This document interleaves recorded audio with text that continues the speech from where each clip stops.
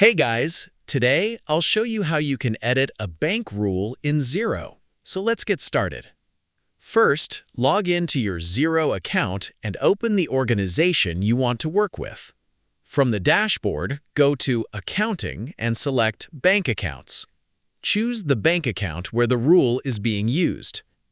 Now, look for the Bank Rules option and open it. You'll see a list of the existing rules created for that account. Find the bank rule you want to change and select Edit. From here, you can update the rule's name, conditions, account, description, tax rate, and tracking details, depending on what you need.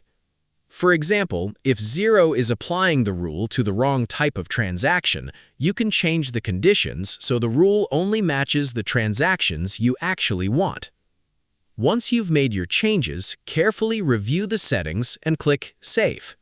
The updated rule will now be used when matching new transactions during bank reconciliation. And that's it. That's how you can edit a bank rule in Xero. If you found this video helpful, consider giving it a like and subscribe.